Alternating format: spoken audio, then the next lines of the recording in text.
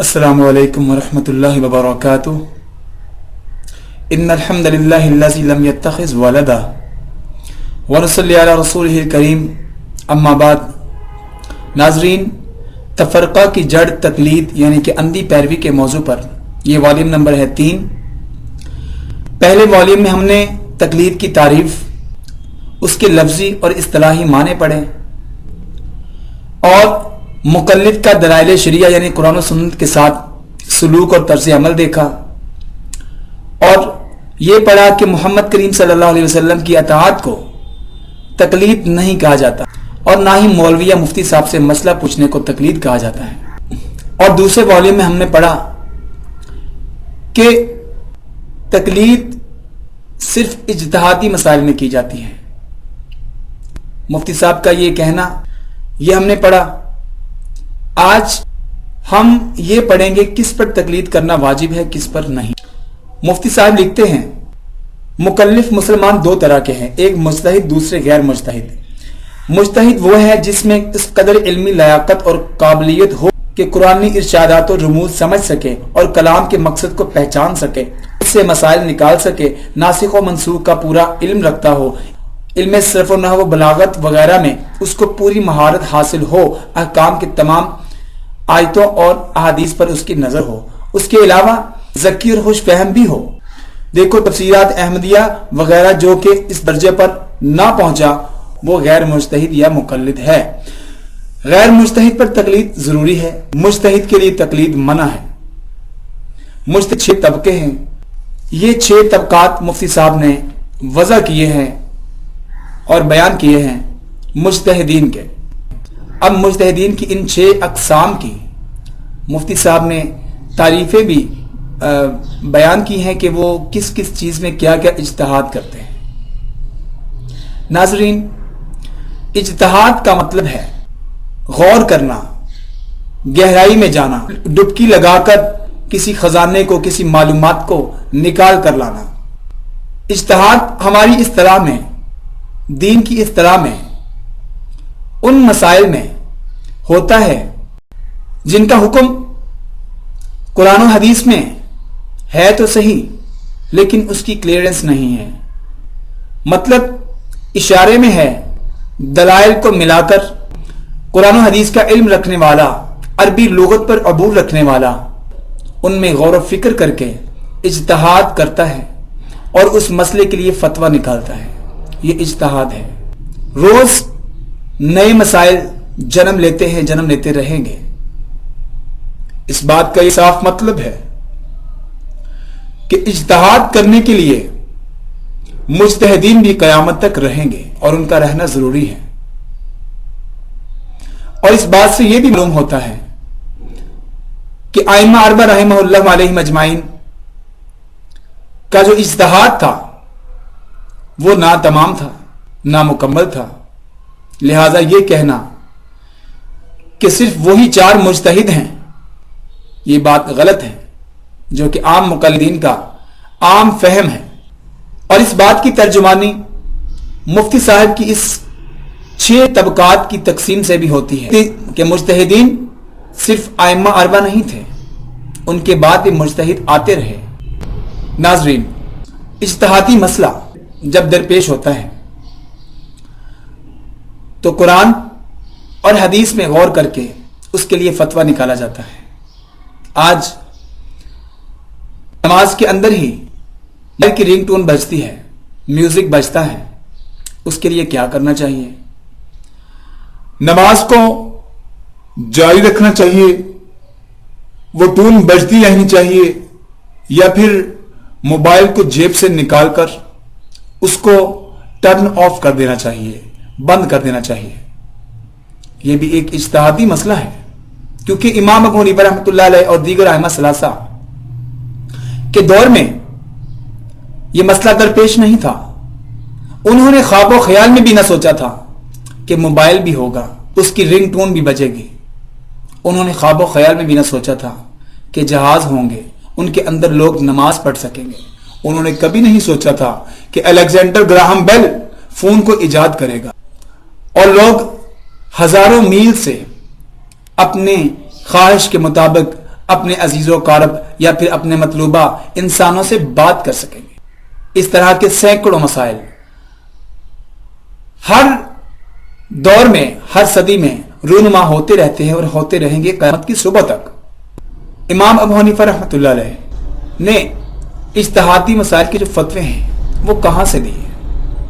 اگر اپنی رائے سے دیے تو پھر ان کا یہ فرمان اذا صح الحدیث فہو مذہبی، جب تمہیں کسی مسئلے پر صحیح حدیث مل جائے تو اس کو لے لو، وہی میرا مذہب ہے. مثلا امام ابو حنیفہ رحمۃ اللہ علیہ کا قول ہے کہ کتا اگر برتن میں منہ ڈالتا ہے تو اس کو 3 دفعہ دھونے سے وہ برتن پاک ہو جائے گا. اب صحیح مسلم کتاب الطہارت میں پیارے پیغمبر صلی اللہ علیہ وسلم کا فرمان موجود، وَإِذَا شَرِبُ الْكَلْبِ فِي إِنَاءِ أَحَدِكُمْ فَلْيَغْسِلْهُ 7 مرات، جب تم میں سے کسی کے برتن میں سے کتا پی لے، کتا منہ ڈال کے پی لے تو اس کو 7 مرتبہ دھوئیں گے تو پاک ہوگا. یہ بظاہر تعارض ہے، یہ بظاہر اختلاف ہے، لیکن یہ اختلاف امام ابو حنیفہ رحمۃ اللہ علیہ نے ختم کر دیا. انہوں نے فرمایا اذا صح الحدیث فہو مذہبی، جب تمہیں کسی مسئلے پر صحیح حدیث مل جائے تو وہی میرا مذہب ہے. اور یہ بھی فرمایا لا ينبغي لمن لم يعرف دلیل ان يفتي بکلامی، کہ کسی کے لیے جائز نہیں ہے کہ میرے کلام کو جب تک وہ جانے نہ کہ قرآن و حدیث سے ہے یا نہیں کہ اس پر فتویٰ دے دے. یہ بات کسی کے لیے جائز نہیں ہے. سبحان اللہ، یہ ان کی دیانتداری کا ثبوت ہے. اور قیاس کہاں پہ ہوتا ہے؟ رائے کہاں پہ ہوتی ہے؟ جہاں پہ نہ قرآن کی دلیل معلوم ہو، جہاں پر نہ حدیث رسول صلی اللہ علیہ وسلم سے کوئی ثبوت موجود ہو، وہاں پر قیاس اور رائے سے فتویٰ دیا جاتا ہے. اور وہ فتویٰ اور قیاس ایک وقت تک ہوتا ہے، عارضی ہوتا ہے. اس وقت تک جب تک قرآن یا حدیث سے اس کا کوئی واضح ثبوت نہ مل جائے تب تک وہ فتویٰ کارآمد رہتا ہے. اس کے بعد وہ فتوے بالکل ایکسپائر ہو جاتے ہیں. اور امام ابو حنیفہ رحمۃ اللہ علیہ کے دور میں احادیث کے راوی دنیا میں پھیلے ہوئے تھے. وہ کلیکشن، حدیث کی وہ کلیکشن نہیں تھی جن کے اوپر وہ دلائل شریعہ کے اوپر وہ فتویٰ دے سکتے. ان کے بعد جو متاخرین میں سے ائمہ آئے، ان میں امام ابو حنیفہ رحمۃ اللہ علیہ کے شاگرد بھی موجود ہیں، بعد کے ائمہ بھی موجود ہیں. انہوں نے اپنی زندگیوں کو وقف کیا اور حدیث کی کلیکشن کے لیے، ایک ایک روایت کے لیے وہ میلوں سفر کر کے جایا کرتے تھے. اب جیسے جیسے حدیث کلیکٹ ہوتی گئی، قرآن کے اور حدیث کے اسبات ثبوت جمع ہوتے گئے، مسائل کے فتوے واضح ہوتے گئے. اور کتنے ہی مسائل اور کتنے ہی فتوے امام ابو حنیفہ رحمۃ اللہ علیہ کے ایکسپائر ہو گئے. اس بات سے امام ابو حنیفہ رحمۃ اللہ علیہ کی شان نہیں گھٹتی، بلکہ ان کی خواہش، ان کی ایمانداری کا جو ثبوت وہ مزید مسلم ہوتا ہے اور واضح ہوتا ہے. اذا صح الحدیث فہو مذہبی فقولوا بھی، جب تمہیں کسی مسئلے پر حدیث مل جائے، صحیح حدیث مل جائے تو وہی میرا مذہب ہے، اسی پر بات کرو، اسی پر فتویٰ دو. تو بعد کے مجتہدین نے، بعد کے ائمہ دین نے، محدثین نے یہی کام کیا. انہوں نے صحیح احادیث کو لیا اور رائے اور قیاس کو ترک کیا، ان کو چھوڑ دیا. اور اس بات سے امام ابو حنیفہ رحمۃ اللہ علیہ کی شان نہیں گھٹتی، ان کا عزت و احترام کم نہیں ہوتا. جس صفحے پر مفتی صاحب نے مجتہدین کے طبقے وضع کیے اور بیان کیے ہیں، اس سے اگلے صفحے پر مفتی صاحب اس بات کو خود تسلیم کرتے ہیں کہ امام ابو حنیفہ رحمۃ اللہ علیہ کے شاگرد امام ابو یوسف اور امام محمد رحمہ اللہ نے کئی جگہ پر، جگہ پر، بہت ساری جگہ پر امام ابو حنیفہ رحمۃ اللہ علیہ یعنی کہ اپنے استاد کے مسائل کو رد کیا، ان کے ساتھ جگہ جگہ پہ اختلاف کیا. کیوں؟ کہ ان کے پاس جو اسبات آئے تھے، ان کے پاس جو وضاحت ہوئی احادیث کی، دلائل شریعہ کی، اس وضاحت کے بعد امام ابو حنیفہ رحمۃ اللہ علیہ کے جو فتوے تھے وہ ایکسپائر ہو گئے. وہ ان کی جو عارضی اتھارٹی تھی وہ ختم ہو گئی. اب اس طرح دین نکھرتا گیا. ائمہ محدثین کی محنتیں، ان کے شب و روز انہوں نے اپنی زندگیوں کو وقف کیا، سفر کیے، ایک ایک روایت کے لیے میلوں سفر کیے، تو دین نکھرتا گیا. اور اجتہاد، ہم بات کر رہے ہیں اجتہاد و تقلید کی. اجتہاد جیسے جیسے وقت گزرتا گیا، اجتہاد کے راستے آسان ہوتے گئے. کلیکشن قرآن و حدیث کے معلومات کی ووکیبلریز سامنے آتی گئی اور اجتہاد کرنا آسان ہو گیا. مجتہدین کے جو 6 طبقے ہیں جو مفتی صاحب نے وضع کیے ہیں، ان میں ہر طبقہ اپنی اپنی ڈیوٹی پرفارم کر رہا ہے، اور جو جس درجے کا مجتہد ہے کہ وہ اپنے درجے کا اجتہاد کر رہا ہے، اور یہ سلسلہ قیامت تک جاری رہے گا. اور مفتی صاحب اپنی کتاب جال حق میں جتنے بھی دلائل دے رہے ہیں، خصوصاً جو قرآن اور حدیث سے وہ دلائل پیش کر رہے ہیں، وہ تمام کے تمام دلائل شریعہ ہیں. اگر یہ دلائل ائمہ اربعہ میں سے کسی نے تقلید پر پیش کیے ہیں تو کوئی مقلد ثبوت لا کر دے.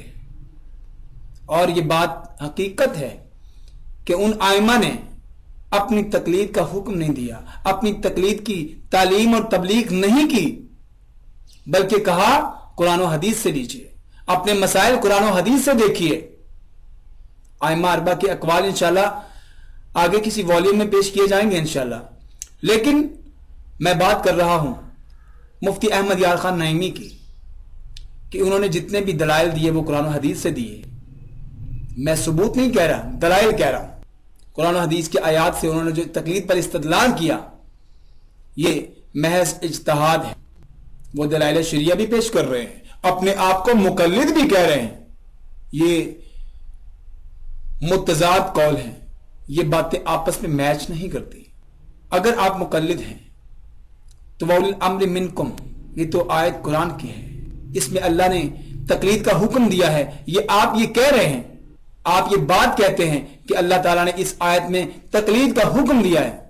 یہ بات ابن عباس رضی اللہ تعالیٰ عنہ سے لے کر کسی صحابی نے، نبی علیہ السلام نے، تابعی نے، تبع تابعی نے کبھی اس آیت کی یہ تفسیر نہیں کی کہ ایک فرد واحد کے پیچھے لگ جاؤ، اس کے تمام فتوے اور تمام اقوال اپنے اوپر لازم شرعی جانو. اس آیت کا مطلب معاذ اللہ یہ ہے. یہ آپ اپنی طرف سے اجتہاد کر رہے ہیں اور اپنے آپ کو مقلد کہہ رہے ہیں. اس بات کو مقلدین ذرا غور سے دیکھیے کہ کس بات مانا جائے، مقلد ہونے کی بات کو مانا جائے، یا یہ جو انہوں نے استدلال کیا ہے ثبوت فراہم کیجئے کہ اولی الامر منکم سے مراد نبی علیہ السلام نے صحابہ میں سے، تابعین سے، تبع تابعین سے، ائمہ محدثین میں سے کسی نے فرد واحد کی تقلید لیا ہو. اقول قولی ھذا واستغفر اللہ لی ولکم. السلام علیکم.